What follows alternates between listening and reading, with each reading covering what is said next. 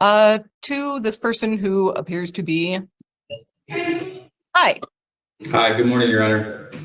Good afternoon. Who do I have here? Or, I'm sorry, good afternoon. This is Lindsay Dineski.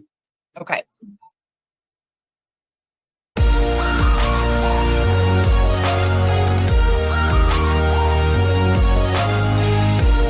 Now calling case number 24S00096. This is the State of Michigan versus Lindsay Dineski. Appearances for the record, please. Ashley Moulton on behalf of Ms. Dineski's. State your name, ma'am. Lindsay and Dineski. Okay, thank you. Today is the date and time set for an arraignment in this matter. And it does not look like you have been previously arraigned on this. What I have here is a misdemeanor complaint that charges that on or about December 9th of 2023 at 2169 Moeller Avenue, you did attempt to commit the following listed offense, and in the attempt did act towards the commission of that offense, but failed in the perpetration or was prevented in the execution thereof to assault, batter, wound, resist, obstruct, oppose, or endanger Raul Pacheco Garcia and or Marco Campigiorni, sheriffs or sheriff's deputies of Washtenaw County that you knew or had reason to know were performing their duties. This is otherwise known as attempted assaulting, resisting, or obstructing of a police officer. Do you understand that charge against you?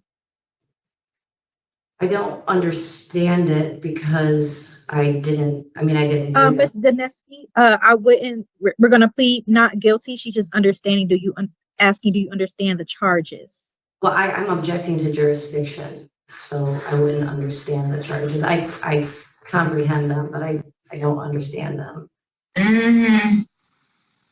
Okay, I'm assuming that's a yes. Okay. Okay, so yes, I want to make sure that you do in fact comprehend the charge against you and what I am saying. I am not asking you if you agree with it. Okay, yes, I do comprehend them. Okay, thank you. So again, this is a misdemeanor. It has a maximum penalty of up to 1 year in jail, a $1,000 fine plus court costs or both. Do you comprehend that? Yes, I do. Okay. Count 2 charges that you did make or excite a disturbance in a street, lane, alley, highway, public grounds, or park located at Moeller Avenue. This is otherwise known as disturbing the peace. Do you comprehend that charge?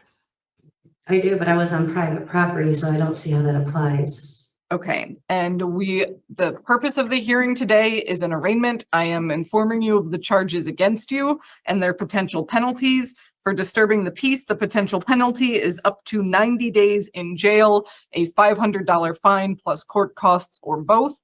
Do you comprehend that? Yes.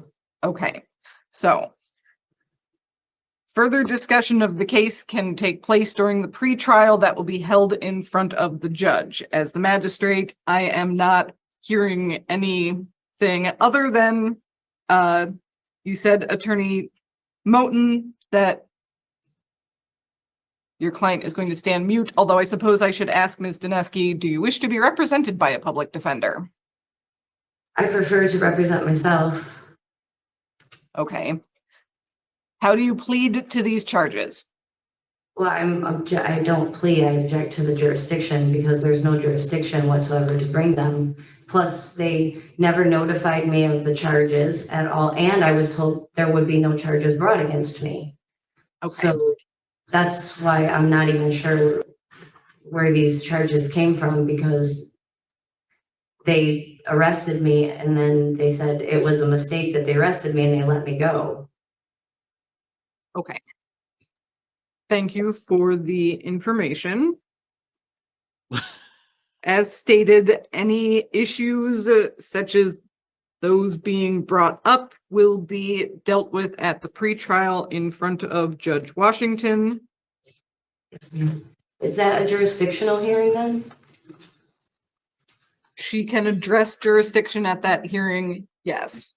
Okay, thank you.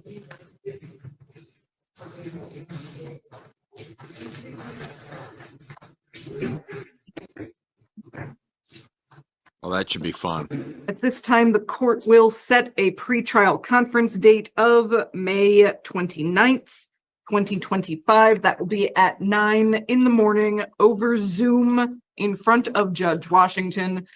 The court will be entering a plea of not guilty at this time on your behalf. Could you do it as the no contest one instead?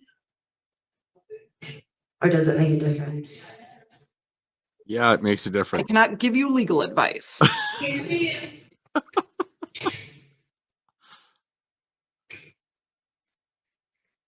One is not guilty, the other is tantamount to a guilty plea. It makes all the difference.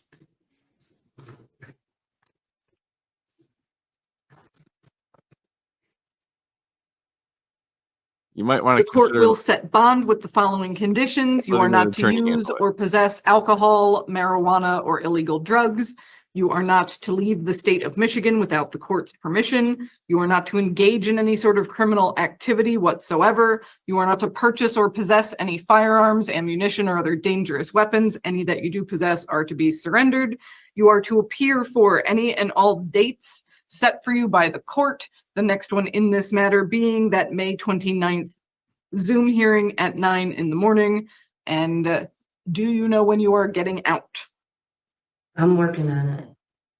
I'm working on the bond. They were supposed to do some kind of report and they never did it, so I got stuck here longer.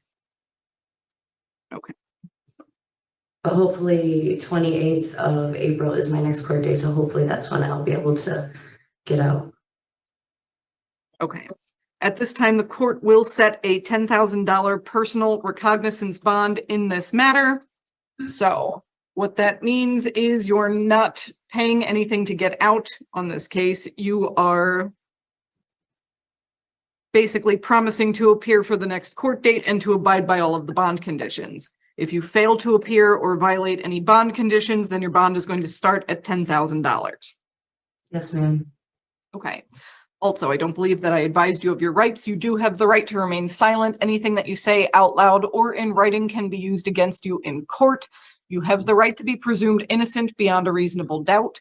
You have the right to a trial by judge or by jury. You have the right to be represented by an attorney during all stages of these court proceedings, that is before, during, and after trial.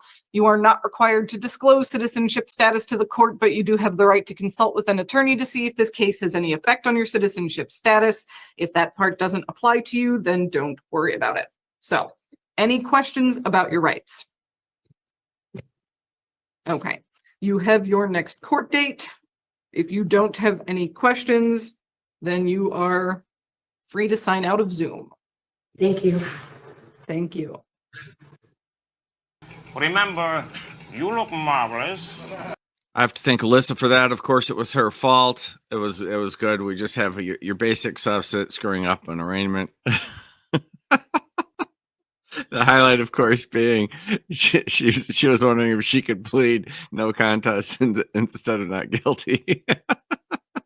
I mean, you can, but it has the exact opposite result of, one has the exact opposite result of the other.